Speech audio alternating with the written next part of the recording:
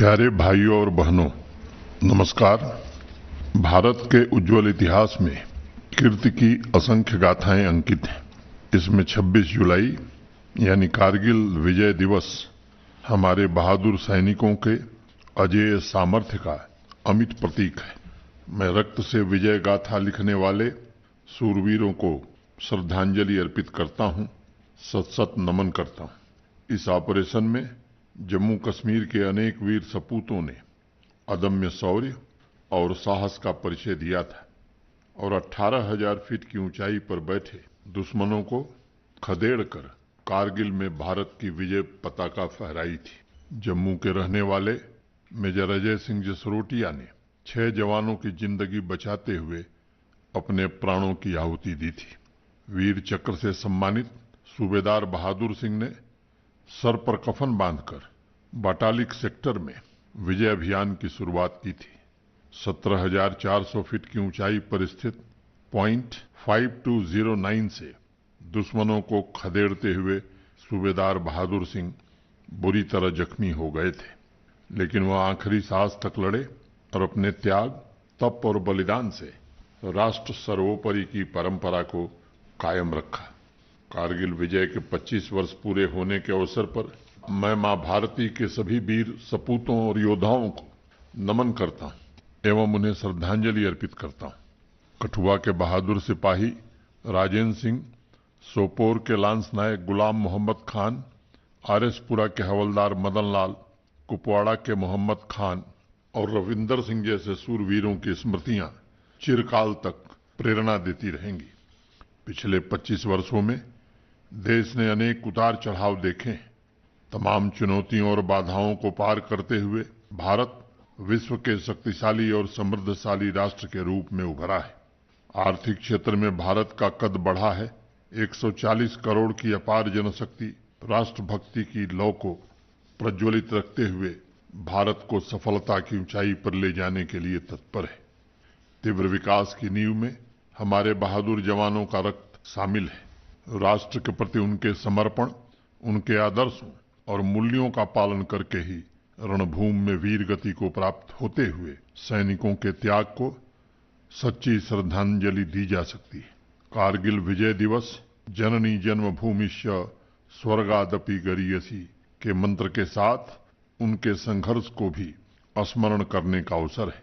मेरी कामना है कि रणबांकुरों की जयगाथा और यह विजय पर्व का अवसर नई पीढ़ी को प्रतिपल देश के लिए जीने और कुछ कर गुजरने के लिए प्रेरित करता रहे। सोपैया के लगभग 180 युवाओं ने मिलकर कीगाम यूथ ट्रस्ट की स्थापना की है। इस ट्रस्ट का प्रमुख लक्ष्य वाटर बॉडीज की सफाई और प्लास्टिक कचरे की समस्या को दूर करना है। इन नौजवानों का तीसरा अमूर्त लक्ष्य लोगों की सोच में बदलाव लाना है। यह परिवर्तन अद्भुत है, क्योंकि सोच से आदत बदलती है और आदत में बदलाव से समाज बदलता है। 1 दशक पहले तक दीवारों पर लगे पोस्टरों के माध्यम से स्वच्छ जल, नदी संरक्षण या सफाई के संबंध में जानकारी मिलती थी। अब स्वच्छता और नदी संरक्षण आदत में शामिल हो चुका है। सोपैया के युवाओं ने इस वर्ष मई में जब कीगाम यूथ ट्रस्ट की स्थापना की थी, तब उनका लक्ष्य था कि कुछ चिन्हित जगहों पर डस्टबिन्स रखे जाएं। लेकिन पहले सप्ताह में इरिगेशन कैनाल से प्लास्टिक निकालते वक्त उन्हें स्थानीय नागरिकों का भरपूर सहयोग मिला, जिसकी वजह से उन्हें अपने कार्यक्षेत्र का विस्तार करने में आसानी हुई। रफ्ता रफ्ता मुंकलिब होती गई रस्में चमन, धीरे धीरे नगमाए दिल भी फुगा बनता गया। मैं अकेला ही चला था जानिबे मंजिल, मगर लोग साथ आते गए और कारवां बनता गया। गांदरबल के युवा समाज सेवी बिलाल भट्ट अवाम में व्यापक परिवर्तनों के एक प्रेरक स्रोत के रूप में कार्य कर रहे हैं। अपनी अदम्य आस्था के बल पर वह एक अग्रणी बुद्धिजीवी के रूप में भारत सरकार तथा संघ राज्य क्षेत्र जम्मू कश्मीर की कल्याणकारी योजनाओं की डिलीवरी सुनिश्चित कर रहे हैं तथा निरंतर अपने कैंपेन द्वारा नई पीढ़ी को नशे से मुक्ति दिलाने का काम कर रहे हैं। विमेन एम्पावरमेंट के क्षेत्र में उनके प्रयासों से अनेक महिलाओं ने नई सुबह का सफर तय किया है। हमारे संविधान में नागरिकों के कर्तव्यों की मुखर अभिव्यक्ति के पीछे परिवर्तन का सच्चा आधार छिपा है। बिलाल भट्ट के समाज कल्याण, मिशन शक्ति, नशा मुक्ति अभियान और स्किल डेवलपमेंट के क्षेत्र में किए जा रहे प्रयास इसका सर्वोत्कृष्ट उदाहरण है।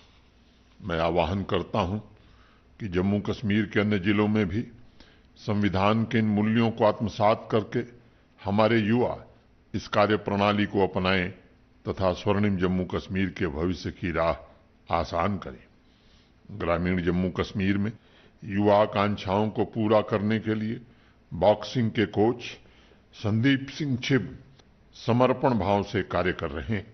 संदीप ने बीते 4 वर्षों में 18 युवाओं को बॉक्सिंग की डिसिप्लिन में नेशनल लेवल टूर्नामेंट के मुकाम तक पहुंचाया है और रामबन के अनेक गांवों में जाकर वह बॉक्सिंग के नए टैलेंट तलाश और तराश रहे हैं।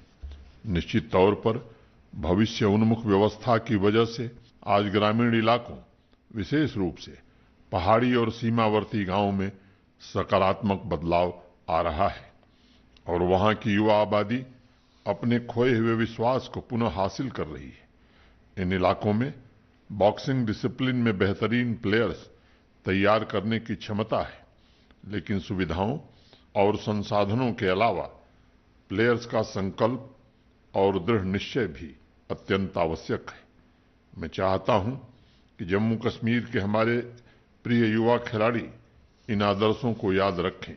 संदीप छिब जैसे प्रेरक व्यक्तित्व ने पत्थर पर एक ऐसी लकीर खींच ली है जो आने वाले भविष्य में जम्मू कश्मीर की नई तकदीर लिखने वाली है।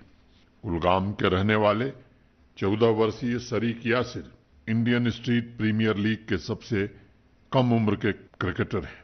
बेंगलोर स्ट्राइकर की टीम के लिए चुने गए शरीक को मैं उनके उज्जवल भविष्य के लिए शुभकामनाएं देता हूं। मुझे विश्वास है कि हर एक डिसिप्लिन में सभी खिलाड़ियों का कंपटीशन दूसरों से नहीं बल्कि अपनी खुद की सीमाओं के विरुद्ध होगा, ताकि उनकी प्रतिभा में निखार आए और वह सफलता के नए प्रतिमान स्थापित कर सकें। जम्मू कश्मीर प्रशासन निरंतर प्रयास कर रहा है कि ज्यादा से ज्यादा युवाओं को नेशनल लेवल टूर्नामेंट्स में खेलने का अवसर मिले, जिससे वह विभिन्न राज्यों की युवा प्रतिभा से भी परिचित हो सके। मैं समझता हूं कि स्पोर्ट्स में इस प्रकार का व्यक्तिगत आदान प्रदान मजबूत इरादों को नए लक्ष्य प्रदान करता है। युवाओं के सामने एक मजबूत, समृद्ध और प्रगतिशील भारत का सपना है। यह सपना शीघ्र साकार हो सकता है, बशर्ते सभी युवा मिलकर एकत्व की भावना से अपनी समस्त क्षमता और प्रतिभा द्वारा सामूहिक रूप से प्रयास करें। आधुनिक समाज में नॉलेज की अहमियत अंतिम पंक्ति में खड़े व्यक्ति के उत्थान और सभी सेक्टर्स में हो रहे ट्रांसफॉर्मेशन से समझा जा सकता है। छोटे छोटे शहरों और गांवों में ऐसी परियोजनाएं साकार हो रही हैं जो पहले असंभव मालूम पड़ती थी। शिक्षा के क्षेत्र में स्किल्ड युवा को समर्थ, सक्षम और भविष्य को नई दिशा देने वाले माध्यम के रूप में देखा जा रहा है। मुझे प्रसन्नता है कि जम्मू कश्मीर में अमृत पीढ़ी नॉलेज, स्किल्स और इनोवेशन के जरिए समाधान तैयार कर रही है। पोस्ट ग्रेजुएशन कर रही शाहिदा खलीक ने कुपवाड़ा और हंदवाड़ा में स्टूडेंट्स के लिए 2 प्राइवेट लाइब्रेरी का शुभारंभ किया है। हमारी संस्कृति में कहा गया है, आनो भद्रा कृतवो यंतु विश्वतः, अर्थात अच्छे विचार चारों ओर से आने दें।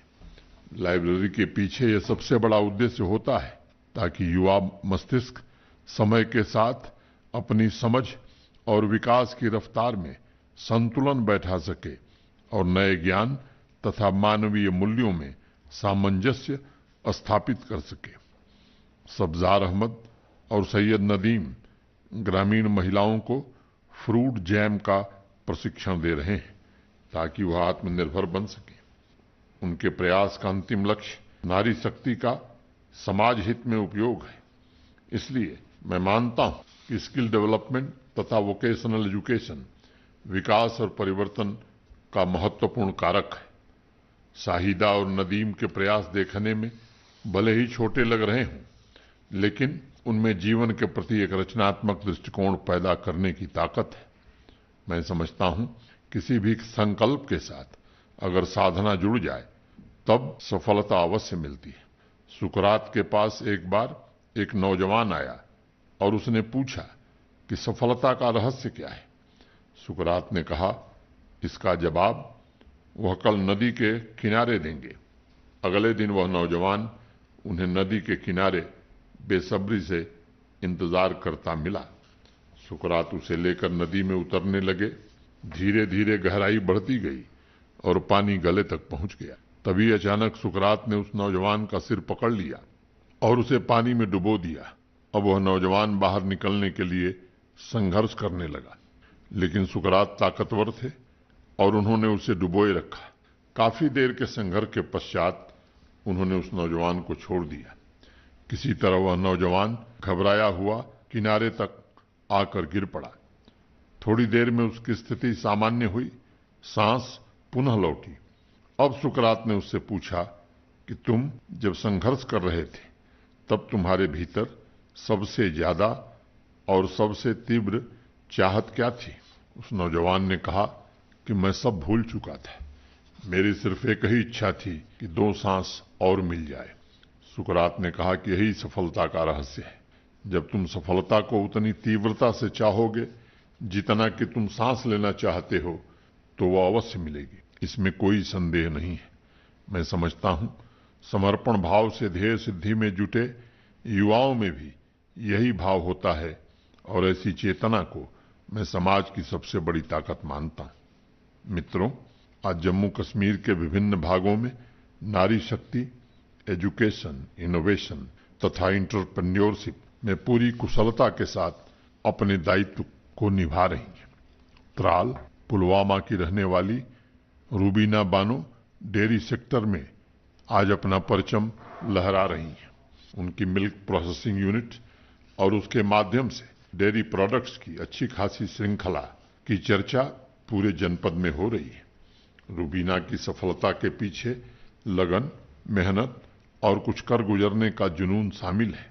पिछले 5 वर्षों में जम्मू कश्मीर प्रशासन ने कई अहम कदम उठाए जिससे आधी आबादी को अपना हुनर दिखाने का शांतिपूर्ण और सुरक्षित माहौल मिला है। पूरी संवेदनशीलता के साथ जिन नीतियों का जमीन पर क्रियान्वित किया जा रहा है उसने समाज को जागृत करने और स्वावलंबी बनाने का कार्य किया है।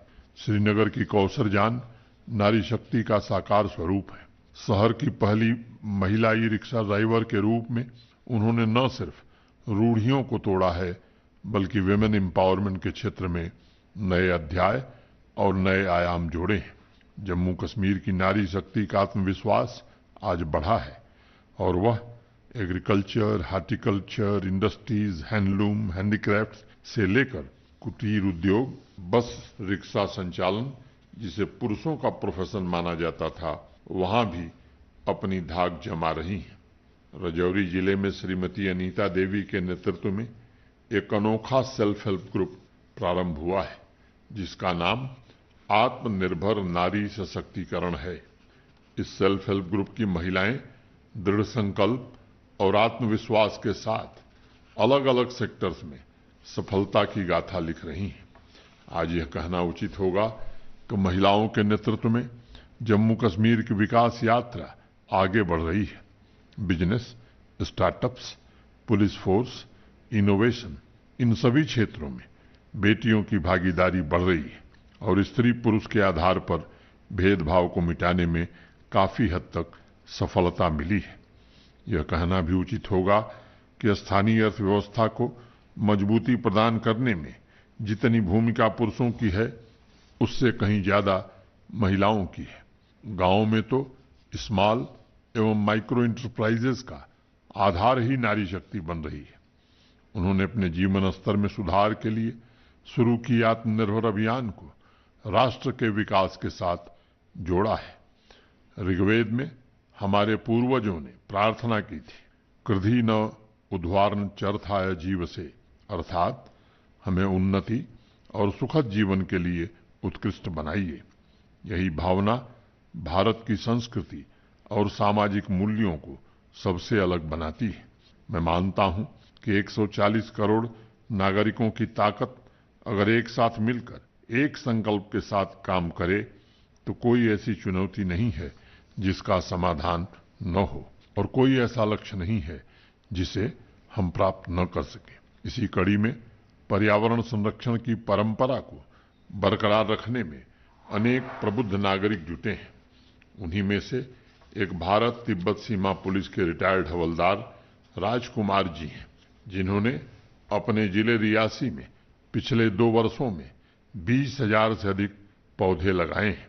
उन्होंने अब तक जिले के करीब 11 गांवों को कवर किया है, जिसमें अलग अलग वैरायटी के फलों के पेड़ शामिल हैं, जिससे भविष्य में पूरे समाज को लाभ होगा। मैं समझता हूं कि विकास का सबसे सही मॉडल वही है जिसमें पर्यावरण संरक्षण भी शामिल हो। मैं सभी नागरिकों का आह्वान करता हूं कि ग्रीन प्लांटेशन के अलावा लोगों को सस्टेनेबल लाइफ स्टाइल के बारे में भी जागरूक करने की आवश्यकता है। यह सच्चाई है कि प्रकृति के साथ तादात्म्य स्थापित करके ही हम समाज को विकसित बना सकते हैं। प्राकृतिक संसाधन सीमित हैं, इसलिए हम ऐसी जीवन शैली अपनाने पर हमें बल देना चाहिए जिससे पर्यावरण सुरक्षित रहे और प्राकृतिक संसाधनों की रक्षा।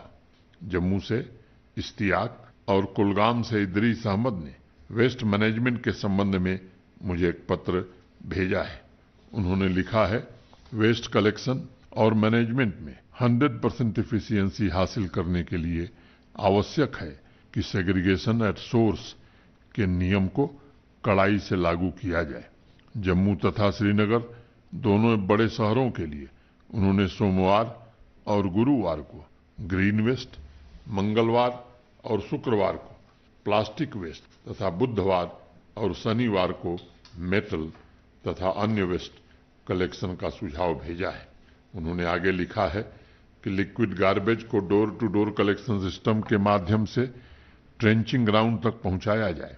इश्तियाक और इदरीस ने इंदौर में वेस्ट कलेक्शन और मैनेजमेंट सिस्टम का भी व्यापक अध्ययन किया है और इसलिए प्लास्टिक कचरे को स्रोत पर ही अलग करने पर उन्होंने विशेष बल दिया है। इश्तियाक और इदरीस, आपके सुझावों के लिए बहुत बहुत शुक्रिया। जम्मू तथा श्रीनगर स्मार्ट सिटी के अंतर्गत वेस्ट कलेक्शन और मैनेजमेंट प्रोसेस के लिए मैंने स्वयं निर्देश दिए थे कि प्लास्टिक को सॉलिड वेस्ट के साथ एकत्र किया जाएगा और वहां से इसे मटेरियल रिकवरी सुविधा में भेजा जाएगा।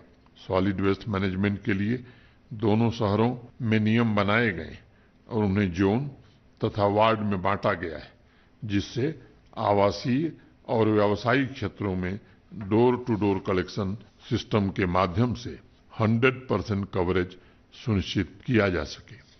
हमारा यह अभियान सिर्फ 2 बड़े शहरों तक सीमित नहीं है, बल्कि छोटे शहरों में भी इसकी शुरुआत हो गई है। शहर के सभी इलाकों को कवर करने के लिए एक विस्तृत रूट प्लान तैयार किया गया है। मेरा सभी नागरिकों से आग्रह है कि इधर उधर कचरा फेंकने के बजाय कचरा लेने के लिए आने वाली गाड़ी को ही दें।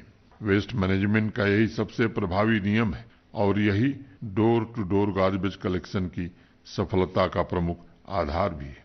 कठुआ से सुश्री शबनम सिंह ने वेस्ट मैनेजमेंट के प्रति लोगों के व्यवहार में परिवर्तन के संबंध में मुझे एक पत्र भेजा है। शबनम ने लिखा है, वेस्ट मैनेजमेंट को रोजमर्रा की जिंदगी का हिस्सा बनाने के लिए इंफॉर्मेशन डिपार्टमेंट के सहयोग से सभी म्युनिसिपैलिटीज में कैंपेन शुरू करना चाहिए।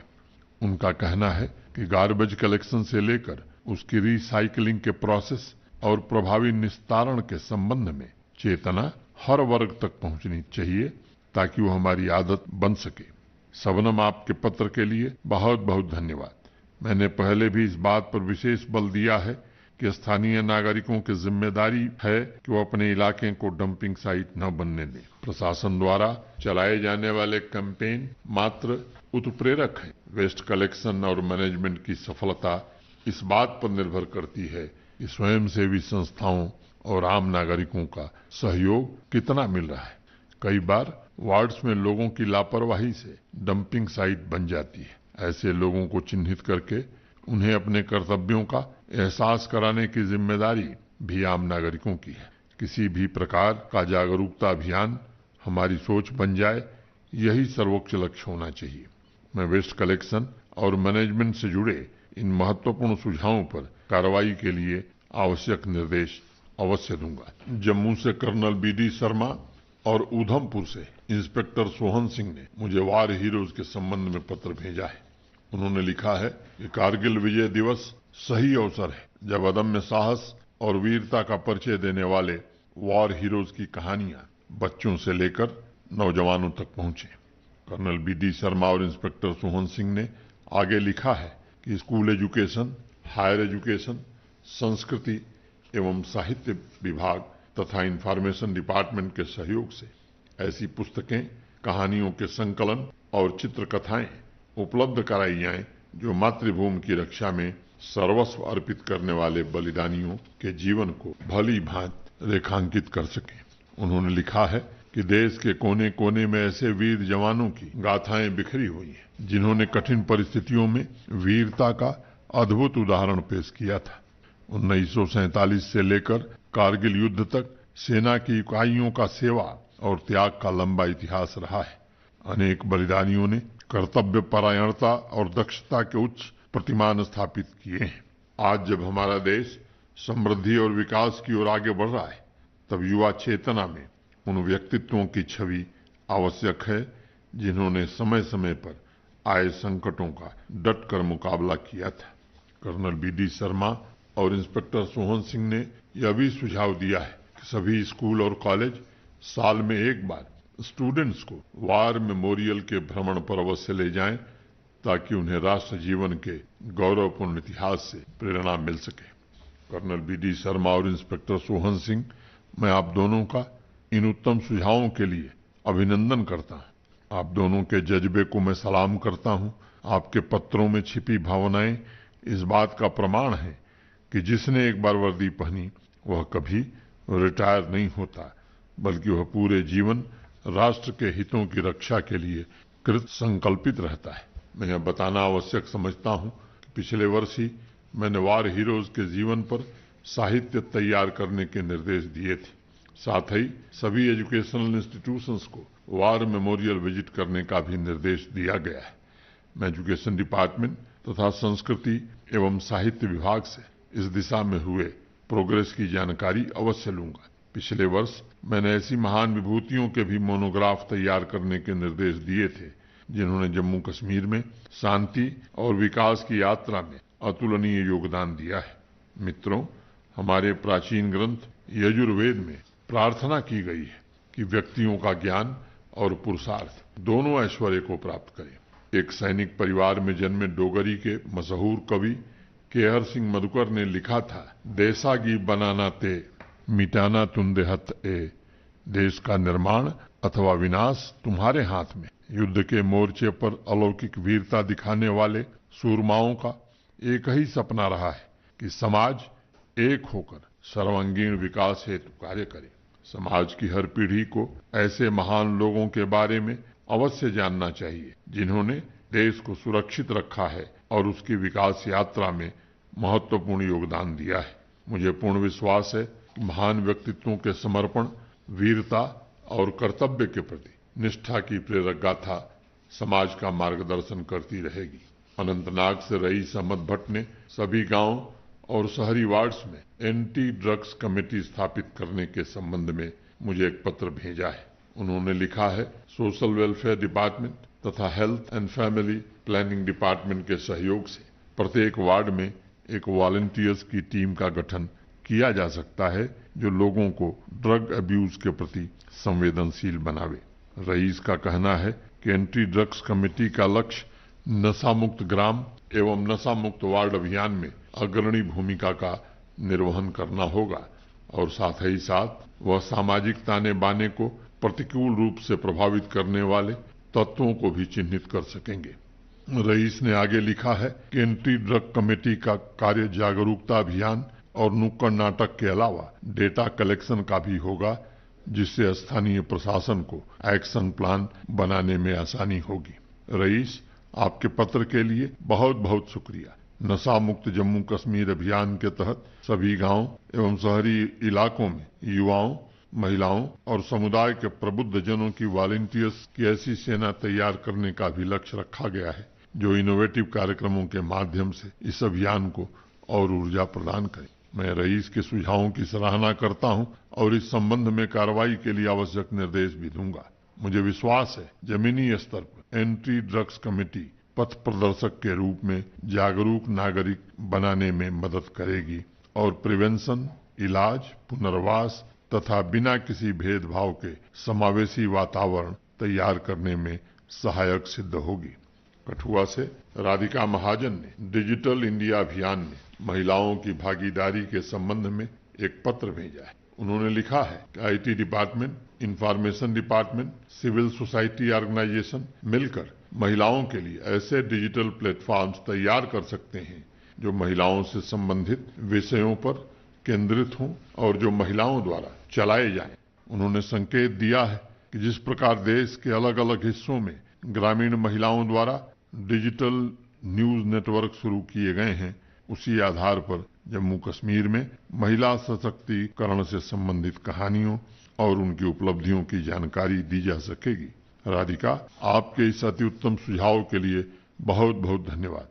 मैं मानता हूं जब भी कोई कार्यक्रम बनाया जाता है तो उसकी रूपरेखा को टुकड़ों में नहीं बल्कि समग्रता में देखना चाहिए।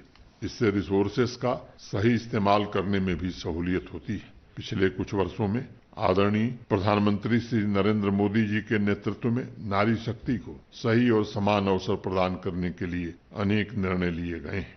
जम्मू कश्मीर में भी भेदभाव से ग्रस्त कानूनों को समाप्त करके महिलाओं के गौरव को पुनर्स्थापित करने का प्रयास किया गया है और आज वह यूनियन टेरिटरी के आर्थिक विकास का महत्वपूर्ण स्तंभ बन गई है। पिछले 3-4 वर्षों में जम्मू कश्मीर देश की आर्थिक शक्ति के रूप में तेजी से उभर रहा है और इस यात्रा में महिलाओं की भागीदारी को अवाम की आवाज के माध्यम से मैंने अनेक अवसरों पर सराहा भी है। राधिका जी ने इस दिशा में एक इंस्टीट्यूशनल मैकेनिज्म तैयार करने का सुझाव दिया है और मैं चाहता हूं कि स्टेक होल्डर डिपार्टमेंट अलग अलग साइलोज में काम करने के बजाय साथ साथ मिलकर एक ऐसा प्लेटफॉर्म तैयार करें जहां उनके प्रयासों पर प्रकाश डाला जा सके। मुझे विश्वास है इस तरह का डिजिटल प्लेटफॉर्म पूरे समाज के लिए प्रेरणा का स्रोत साबित होगा। प्यारे भाइयों और बहनों, अगले महीने स्वतंत्रता दिवस का राष्ट्रीय पर्व मनाया जाएगा। आजादी का यह पावन पर्व नई उमंग, नई ऊर्जा और नए संकल्प द्वारा समाज को नई ऊंचाइयों पर ले जाने का पर्व है।